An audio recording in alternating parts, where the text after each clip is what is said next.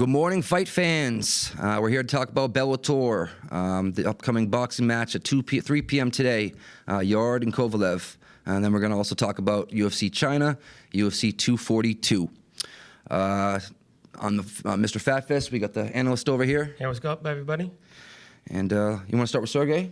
Yeah, let's get right to it. We have a great boxing match coming up at 3 p.m. Eastern Standard Time today between Sergey Kovalev and Anthony Yarde. Great fight here. We have the up-and-coming Anthony Yarde. He's 18-0, 17 knockouts. He's been on fire. He's got some crazy punching power combinations. If we watched, some of his fights, it's insane the way he's able to get in there and throw some heavy shots. But this is a massive step up in competition against Kovalev. He's the light heavyweight champion. He's been in there with Bernard Hopkins and Andrade Ward. I mean, he's fought some killers right now, and I don't know if he really has what it takes to get this thing done. Right now, the line is set at minus 210. We also have him, Kovalev is a favorite at minus 210. You have Kovalev inside the distance at minus 120, and Kovalev by decision at plus 480. So some good odds there. If I'm looking to place my bets on Kovalev here. He's looking good. He's coming off a great win. And I think he's going to get this job done just by being able to, keep the distance and pretty much outpoint Anthony Yarde here. Yarde is coming in here knowing that he needs a knockout. He's said in his interviews he can't go into hostile territory in Russia and think he's going to win a decision. Absolutely not. The judges are very, very bad over there, and especially with the hometown bias. He knows going in that he needs to get the job done inside the distance, and by doing so, I think he's going to really overextend on his punches and really try too hard to get the knockout and eventually gas himself out in the later rounds. You can also get the over 8.5 rounds at plus 115. That's also a great bet there. I really do think we have some great value by decision at plus 480. That's some crazy odds. I know a lot of people are hammering the inside the distance. It dropped all the way to minus 120. But if I like to get value on my boxing matches, and plus 480 is some great value there. And being able to really knock out a grown-ass man in 12 rounds, 36 minutes, it's kind of hard in my opinion. That's what I have. What do you guys what do you think, Pierre? That's the same thing. I mean, Sergey's 36. I mean, he is the older man. Yarde is a little bit younger than him. I mean, I really think that's, when it comes to the gas tank, I mean, that may be the only thing, but like Sergey's got gas tank for days. So I do think this one goes to decision. I know for a fact it's going to go past 8.5 rounds. And that's at plus money, you said? Plus 115. I love that all day long. I do like that plus 40 as well. That's juicy. So yeah, Kovalev gets this done one way or the other. Minus 210, I really don't think you can take that. I don't think the odds are justifiable. I think it should be more in the minus 160 range. I think that's where it started. Yeah, it opened pretty heavily. I think Kovalev was about minus 240 favorite. Dropped all the way down to minus 155. Yeah. Now it rose back up with some juice down to minus 210. Justifiably so. Everybody's jumping on him, I guess. All right. Next up, though, we got Matt Mitrione versus Sergey Karatov. You want to touch up on Matt? Man, it's a good one. It's pretty much a pick 'em right now. Karatov is about he's a minus 115 favorite, open as a dog coming into this fight. They had a run-in not too long ago, about 6 months ago, where it ended in a nut shot in the first round, where Karatov actually had to be carted off out of the ring. It was quite funny there. But if we're getting down to nitty-gritty, Karatov is great. He's a great kickboxer. He was a kickboxing champion before getting into MMA. He fought in Glory. He fought all over the place. Pride, Strike Force. Now he's in Bellator. Before his fight with Mitrione, he came off a great win and a dominant KO win against Roy Nelson. Yeah. That was great. If you go to Mitrione, he's been sliding a bit. He got dominated by Ryan Bader. He didn't look so great in the same fight against Nelson as well. So I believe Karatov should be able to put the pressure on him and probably take him out here. Mitrione likes to stay on the outside and fight with his hands down and let his opponents come to him. But Mitrione really has to use his grappling to get this fight to the mat and win. On the feet, he's at a massive disadvantage. Do you agree that Matt needs to take him down to the mat to win this fight? Absolutely. Yeah. There's no shot that he's winning this fight on the feet, in my opinion. Yeah. I mean, he's got power in his hands. He's got about 11 knockouts, but Karatov has been in there with some monsters. Yeah, I don't think he can stand with him either. He's been in there with legends. Yeah, I know. You know, I mean, beating Roy Nelson in the first round, no one knocks out Roy Nelson in the first round. And then he was able to defend the takedowns really well. And he was get off the cage and just hammer him with some elbows, knees, and shots inside the clinch up against the cage. He eventually put him out quite easily. Yep. It was. I was on Nelson there, to be honest with you, at plus money. I didn't think Karatov was really gonna get it done, but he really impressed me. Me too. Especially at his age, at 39. Yeah, you know what I mean, and mind you, he's actually younger than Mitrione, and That's weird. I did not know that coming into this, but then looking at the numbers, he's younger. He's the more accomplished fighter. You talk about Mitrione, his background is not even in MMA. His background is in football. He's an ex-football player. So you got an MMA fighter versus a football player. Obviously, Mitrione, he's very athletic, which is why he got into MMA. But he doesn't have the tools to really get it done against this veteran that's been beating everybody and anybody that was put in his path. That's true. You know? Yeah, the fight is on tonight, OG Johnson. I believe it starts at, I want to say, 8 p.m. Starts. The main card starts at 9 p.m. Eastern Standing Time. I mean, there's some other good fights there, but that's the only one with the closest odds. Yeah. There's a ton of juice on the rest of them. That's really how Bellator works. They put a lot of mismatches out there. If I'm going to give any of these live dogs a chance, it would probably be Rudy Shefroth, and he's about plus 360 underdog.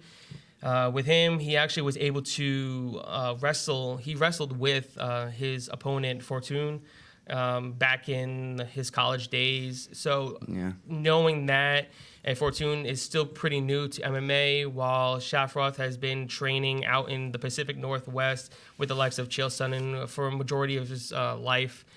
He's been with him since I think he was like 13. He was grappling with him, and they have a good camp out there at America Top Team. The best camp. So it's really good. And if I'm taking any of those live dogs, it's definitely going to be him. He's good on the feet. He's much bigger. He's longer. He should be able to keep his distance. 4 of his 6 wins are by first round knockouts. So. If you're looking to get some value on Bellator tonight, that would be my value bet. But as far as my big bet and the play that I'm probably maxing, would definitely be Karatov at minus 115. And that's great odds in itself. Yeah. He was a dog, I think, last night. So there's been money coming in on him? Yeah, a little bit of money. It's about 50-50. He opened up as a dog, and then people were betting back and forth. It's really anyone's at this point, right? It's anybody's fight, but the more tools is definitely going towards Karatov here. Roger that. All right, so now we got UFC China. All right, Weili Zhang versus Jessica Andrade. There was a lot of people that had a lot of hype on the Zhang chick. I'm not so much into her. What do you think? Oh man, I am all over Jessica Andrade in this fight. We're talking. She's been on a tear. She's the only strawweight fighter to win by a slam KO and the only strawweight fighter to win by a one-punch knockout. She has insane power. Even though she's small in stature, she's been fighting much bigger women than her. She used to fight at bantamweight. She fought a fighter that's now currently a lightweight fighter for the Professional Fighters League. That's 155 pounds, guys. Yeah. So she's all the way down to 115, and she's slamming girls on their heads. She's knocking them out with one punch. It's absolutely insane. Zhang, she's 19-1. She's great. She's a great up-and-coming prospect, but this is way too much, way too soon. Way too much. She's only fought 3 times in the UFC. She's 3-0. She hasn't fought anyone even remotely on the level of Andrade. And she also fights the way that Andrade wants you to fight. The only way to beat Andrade is fighting from the distance, fighting on the outside, countering her, just like Joanna Jędrzejczyk did to her years ago. And Zhang wants to be in the pocket. She wants to brawl. She wants to get in there and throw some punches. She throws a ton of strikes. She throws over 8 strikes a minute, right? But Andrade throws more. She throws almost 13 strikes a minute and lands over 8 in her last 4 wins. So it's going to be tough. I don't think Zhang is going to be able to really withstand the pressure and the power that Andrade is going to put on her. And I really do think she's going to finish this inside the distance. I would say probably a 3rd or 4th round TKO. The only way Zhang is going to win this fight is if Andrade gets caught with an armbar when she slams her on the mat. That's the only way. On the feet, Andrade all day. That pace she keeps is just ridiculous. I don't think Zhang can keep up with that pace. The 3rd, 4th round sounds pretty accurate. It gets done in.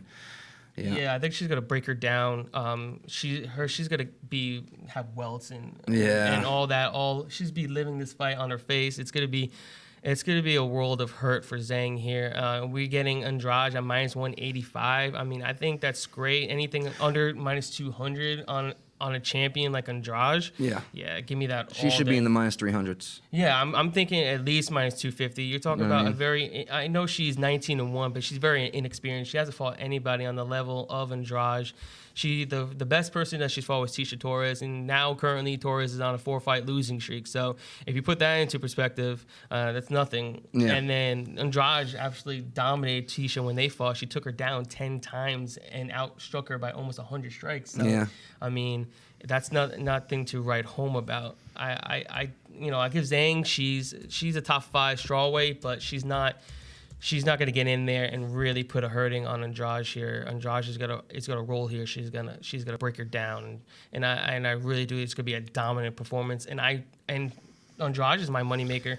I'm gonna absolutely slam her from here to Kingdom Come. She's gonna be a champion for a long time. Yeah, I'm gonna ride that train for a while. It reminds me of how they brought Darren Till up to fight Woodley. How that little fast, it's a little fast. Yeah. It's the same thing with Zhang. They're bringing it way too early. They needed a main event for this China card, so they just threw this together and. Andrade is like, since you guys came to my hometown to let me fight Rose, she's like, I'll go into hostile territory and show what I'm worth, show that I can win outside of Brazil, and show that she is the world champion that she claims to be. No, I know we both differ on this, but I do think Rose and Andrade, too, goes a little bit differently. I know you like Andrade, but I do think Rose gets that done in the second fight. No? Like I said, we're gonna have a friendly wager. Yeah, I think we will, because I love Andrade. Like I said, I think she's gonna be the champ for a while, and Rose wants absolutely no parts of her right now. That's the one thing I'll agree with. I feel like she doesn't even want to fight anymore. No, she doesn't. You know what I mean? She's kind of giving up. She's a free spirit, so and she really wants to take a lot of time off from fighting. So that, with her coming back, I don't see her being able to derail the hype of Andrade at any time. Yeah, I don't think so. Yeah. We'll see. I wanted to touch on a parlay that I liked. It was Zaleski's DeSantos and Andrei Sukumtov. Now, I know the odds aren't out yet, but it'll probably be an even, maybe plus odds, just about. I think both those guys get it done. Yeah, those guys definitely roll here. Zaleski, he's going against Jiang Li. Yeah, Jiang Li. Yeah, so Zaleski is amazing, and I don't know why they keep giving this guy opponents that are much inferior to him. Jobbers, basically. Yeah, I mean, Lee's good, he's tough, but he's not Zaleski. He's tough, and that's it. He's 7-0. He's won his last 7 fights, all of them inside the distance. Yeah. I think he's gonna come in here and absolutely steamroll Lee. Yeah. Absolutely. I think so too. And then Sukumtov, I know he's been on a skid. I think he's 1-3 in his last 4. But he's fought in some good guys. Yeah, he's fought great competition. His last fight was Montel Jackson. I mean, that dude's a top prospect. Yeah. And, he's gonna be a top 10 fighter probably by year's end of next year. 100%. Definitely. And then coming into this fight, he's going against a very young, fighter on the age. Sue Matareri. Yeah, didn't fight anybody really good. And Sukumtov, definitely, the way he gets this fight done is if he takes it to the mat. I think he's worlds better on the mat. Great grappler here, and probably will win a clear unanimous decision. And then I believe if you parlay these two, you probably get them at plus money. Yeah, plus money. And that's I would definitely lay a unit there. That's a great. I like that one. I like that one too. And then there's Hernandez. I know we were talking last night about this and his funky style, the way he fights and whatnot. And he's fighting what is it, Park, right? Yeah. What do you think about that? Oh man. Hernandez didn't look good in his last fight, his UFC debut. He looked great on the Contender Series, but he fell flat in his UFC debut. But he faced a really good opponent in Marcus Perez. Great jiu-jitsu practitioner. Andrew Sanchez too, right? He fought, I want to say. No, Marcus Perez fought. That's right. Andrew Sanchez. Yeah. But Hernandez, he's got great striking. He's tough. He's tough as nails. I mean, that dude wants to fight for a living. He's fighting for his family. He said in an early interview that he's just fighting to make a better life for his family. He's got, I think, like 4 or 5 kids. They're living in a trailer. So this is his livelihood. So I know he puts his fights on his sleeve, puts his heart out there. He's got a great chin. And I think he's going to really put a hurting on Park here. And Park, like I said, he's got a padded record in the regional scene over in China. Yeah. So, and from what I see on the UK odds, he's got pretty decent odds right now at minus 160. I'm not sure how much that's going to hold between now and when the fights actually drop next week, the lines. But I would take him, especially if it's under minus 200. I really like that there. She should definitely bounce back and get a good win here. I agree with that 100%. Someone in the chat says, are you guys going to wake up early for the fights, or you're just going to fall asleep? I haven't decided how I should do it. I'm definitely going to be staying up all night. Yeah. I'll be up all night. That's a couple cups of coffee. It's going to suck that day, but at least we got that extra day. It's Labor Day on Monday, so I'll just sleep in, from Sunday and Monday. That's a good idea. Yeah, I got that day off. I will be drinking, though, if that's a question.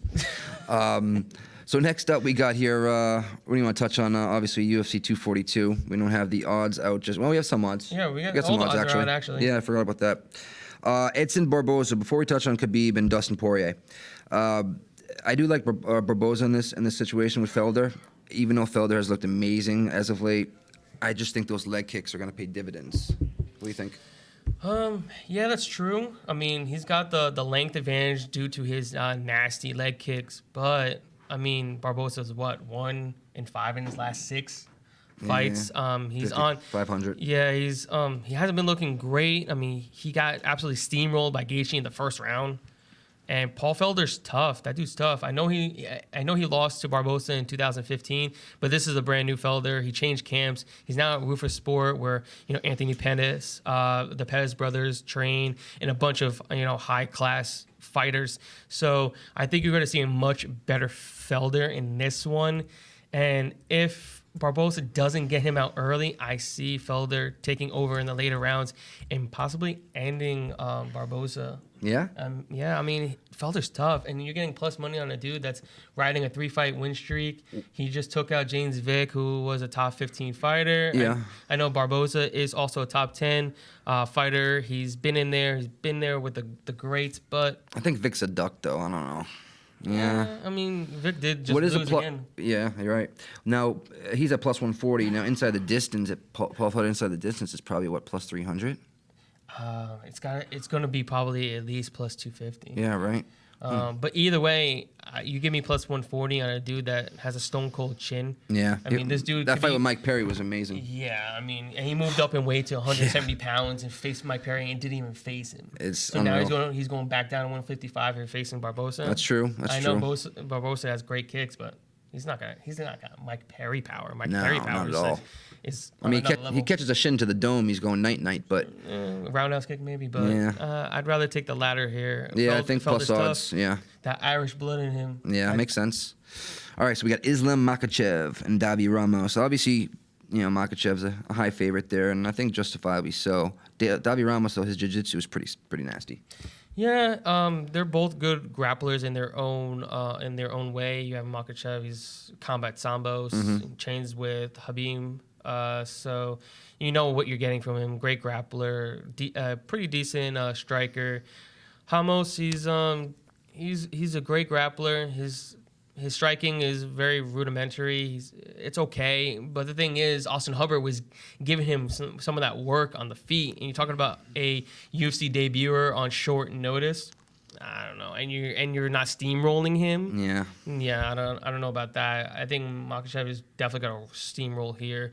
You know, Ramos is gonna come out guns blazing in the first round, but then he's gonna gas straight after that, and then that's when Makhachev is just gonna take over, turn it on, and absolutely just dominate him rounds 2 and 3 with ease. David Ramos needs to work on that gas tank. I don't understand his cardio. It's just shit. Well, we have so much muscle mass that he has. It's kind of hard to really sustain the pace and the pressure that he puts on his fighters throughout 15 minutes. Yeah, I don't know why he doesn't drop down in weight. He wants to be that big stocky guy for the division. Well, that's his, pick your poison. So we got Curtis Blades and we got Shamil. I'm not gonna even try to pronounce the last name. But that being said, we got Blades at a -270. Come back on a 230 dog. Man, Curtis Blades is gonna roll here. Yeah. Yeah. Think inside? No, decision because he wrestles. He's a wrestler. Yeah. Shamil's tough. He's decent on the ground here, but Blades, what I love, what he said in an interview, he's like, I don't care what the fans want. I'm going to go in there and implement my game plan. I don't care if it's boring.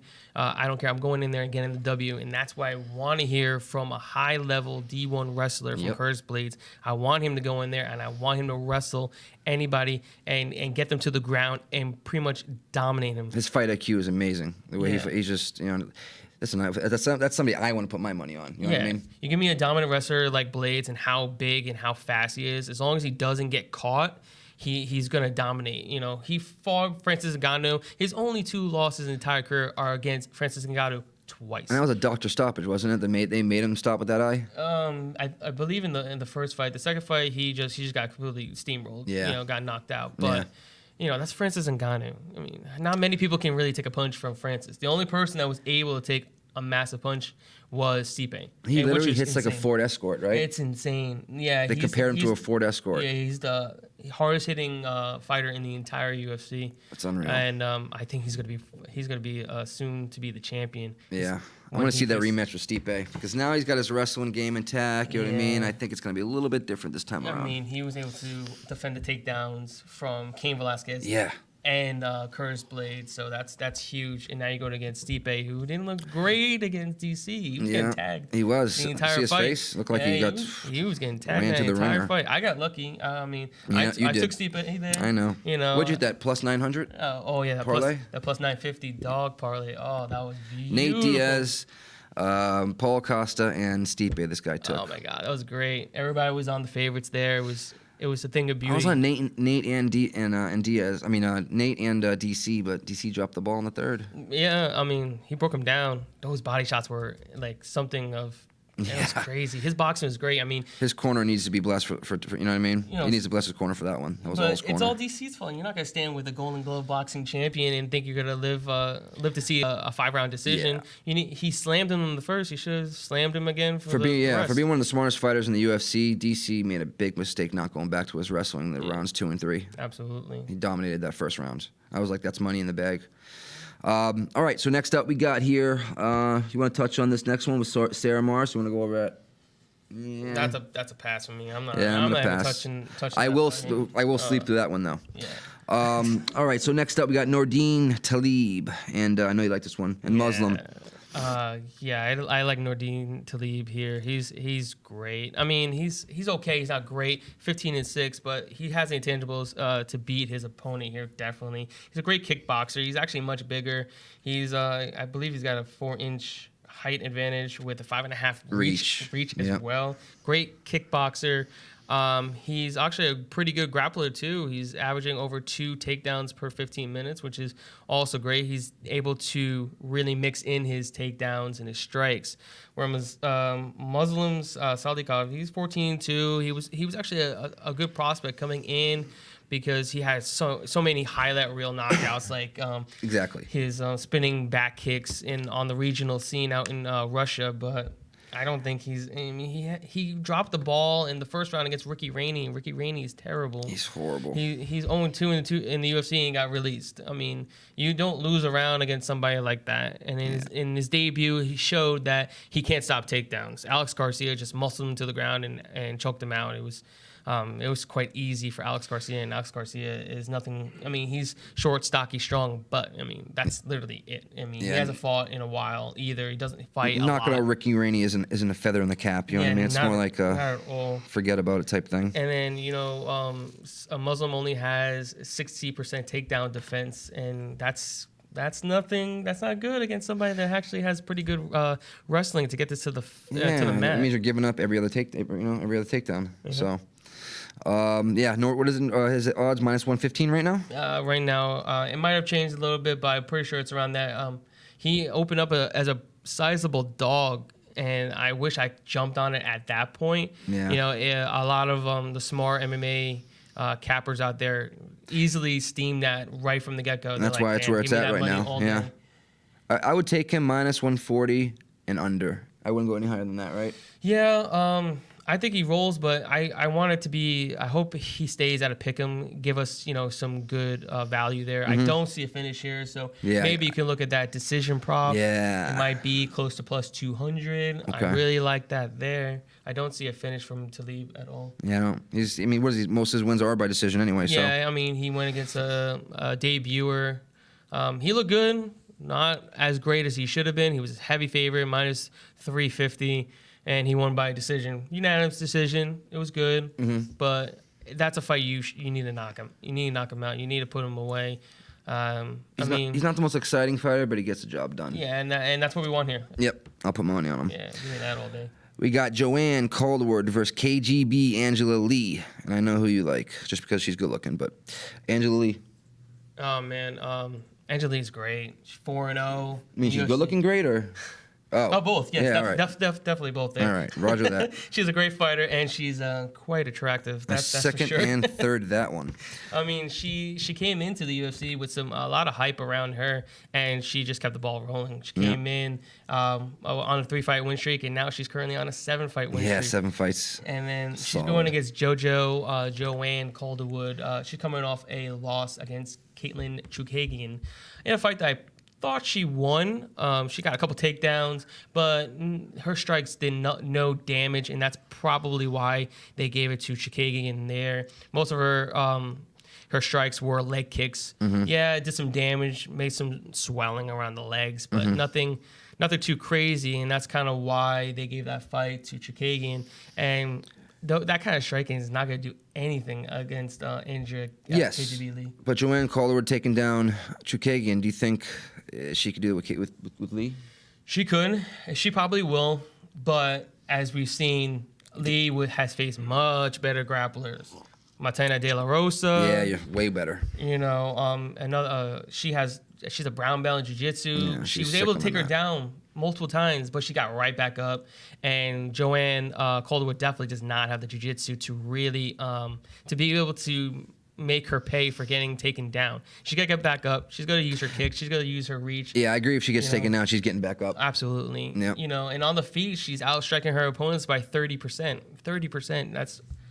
That's about almost 3 times. Yeah, exactly that. Yeah, 3-to-1 striking ratio there. She's looking great on the feet, and I don't see Joanne have anything on the feet for her. No, she's a little steep at minus 185. I wonder if the odds have dropped. I doubt it since then, but I still, for some reason, I still would take her at minus 185 just because I'm so low on JoJo. Yeah, no, you give me KGB Lee. What about by the distance? What about KGB by decision?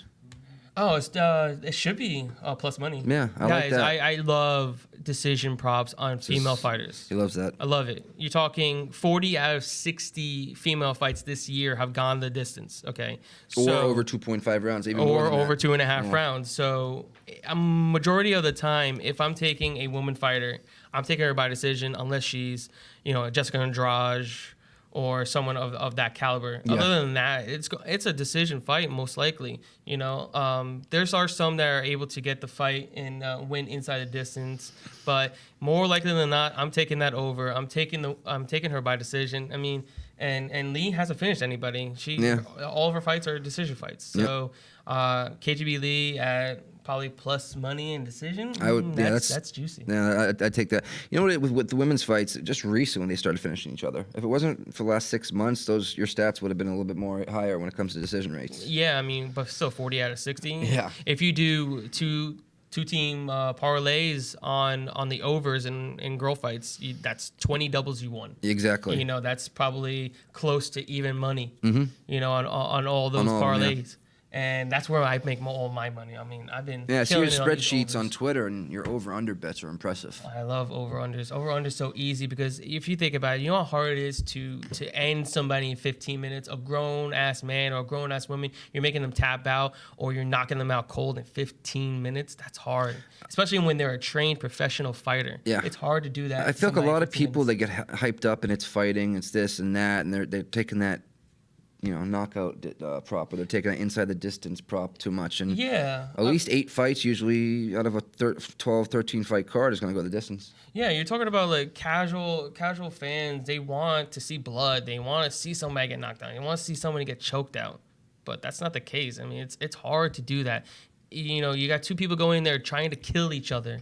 Professional fighters. They train for this. They train to not get finished. And, I mean, when it comes to like the heavier weights, like heavyweights, light heavyweights, middleweights, I can see the inside distance. When we get down to the little guys and the women's fights, if it's not a bantamweight fight, I would definitely take decision fights. Yeah. Decision props all day. 125 and under, honestly. Give me the decision prop all day. Give me that plus money. Yep. All right, last but not least, we got Khabib, the man, Nurmagomedov versus Dustin Poirier. Diamond Poirier. Let's see here. Oh, the chat. Dom wants to know what are a few things that he should be looking for watching a fight. For me, it's the camp. There's, the way they're dieting, stuff like that. What about you? Oh man, there's so many factors, but that's just coming from me. I look at stats. I'm very numbers oriented when it comes to MMA. I also look at their interviews. I need to see where their head is at. I need to know where their camp is at. See if there's any injuries.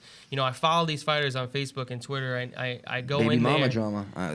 Recently that happened. You gotta look and see how these guys are coming in. What's how have they been fighting? What have they been doing? How have they been training 24/7? Because I took Sabina Mazo over Shayna Dobson when she was plus money at a dog, and I'm like, give me that all day. You have Shayna Dobson coming off a 1.5 year layoff. She doesn't fight full time. She has a 9 to 5 on top of that, and she's 30 years old coming off an injury. So and then she's not impressive to begin with. Yeah, and that too. She was only 3-2 at the time in the UFC. And then you have Sabina Mazo 6-1. She has more fights combined in her pro than Dobson did in pro and amateur. And she's only 22 years old. She doesn't have a full-time job. She trains at a great camp at King's MMA. So you have all those kind of factors to really look into when making a really good decision. I know some people like to just bet on lines and stuff like that, but I'm not a person. What, line movement and stuff? Yeah. I'm not one to bet on line movement when it comes to fighting. It's different because you're talking about it's a 1v1. There's no other factors here. Yeah, it's not 9 guys on the field. The line means nothing. I've seen Chad Mendes go from -300 down to a pick'em and he won in 30 seconds in the first round. Yeah. Lines absolutely mean nothing to me. Yes, you can bet 2 ways and you're gonna win no matter what. That's just how betting works in general. But as far as betting to see who's gonna win, I'm not taking the line. I'm doing the research, and I'm gonna predict what's gonna happen inside the fight. What happens inside the fight is out of my control, but I'd rather go with my gut and my research than basing it off of just a line movement. You know what I mean? And that line movement could be farce as it is. So, but I want to touch on the best fight probably. Not just of the card, but I think in the next 6 months or so, we got Khabib and Dustin Poirier. Oh man, that's gonna be a good one. Dustin, that dude's tough. He's been on fire. His hands for days. I mean, that's not going to be his problem in this fight. It's just going to be stopping those takedowns and then getting back up because he's definitely going to be. He's only on his back, 100%. Unless he ends that real quick in the first round, he's going to be putting his back. Yeah, the only way Dustin wins this fight is by KO. He can't go to decision and think he's gonna win. No way. He's gonna be on the mat multiple times. And then if you could get Khabib right now, he's -350, I believe, as a favorite. But right now, at William Hill, he's plus 225 to win by decision. That's fantastic. That's crazy. Because Poirier hasn't been finished by submission since 2012, and that was only once in his entire career. And he hasn't been finished due to strikes since 2015. And he went against Gaethje. He took over 100 shots from Gaethje, and he lived to see another day. And he was actually able to destroy Gaethje in the 4th round, even after he was limping on one leg. He knocked this dude out. That's impressive. Gaethje's a beast. Poirier's tough. I don't see him getting finished at all, but I see Khabib being able to dominate him on the mat. His top pressure is almost impossible to get the hell back up. Kind of what he did to Conor McGregor without tapping. You know what I mean? I feel like he's going to be on his back. He's going to be, scrambling on the mat around to get up, and he's just going to have that leg pinned at all times. You know what I mean? Yeah. I mean, granted, Conor came into that fight a little banged up. But you love him, don't you? You love Conor McGregor. No, I don't love him. I mean, he's a great fighter. I had Khabib in that fight. I slammed him. Yeah, me too. There were some injuries going into it, but I don't see that happening again if they were to fight. I don't see how Khabib really mauling him just like that. But unfortunately, the way things are looking, Conor McGregor's never going to step in a ring again if he's punching old people at a pub. I don't know about that. That's ridiculous. He's going to get in there soon. Are you kidding me? He gets away with everything. Yeah, all publicity is good publicity when it comes to Conor McGregor. Yeah, punching a 65-year-old man in the face is great publicity. No, he's terrible for doing that. Yeah. But I don't condone that by any means. But if that was in America, hitting a senior citizen, he'd be locked up. Yeah, but you're talking now. Everybody wants to see him in there, so everybody wants to see him get his ass kicked. Yeah. What he did. Oh yeah, exactly. So it's more money for him, more money for the UFC, and they're gonna make it happen. Yeah. Maybe by the end of the year, he's talking about that Colby Covington effect. Oh yeah. You know what exactly. I mean? Everybody wants to see Colby get his ass kicked too. Yeah. Even though I'm friends with him on Facebook, Colby, I still want to see you get your ass kicked. I don't know. I think that wraps it up here. You can reach us here on Mr. Fatfist on Twitter. At Fight Analyst on Twitter. Let's get this money, guys. We're always around on Twitter.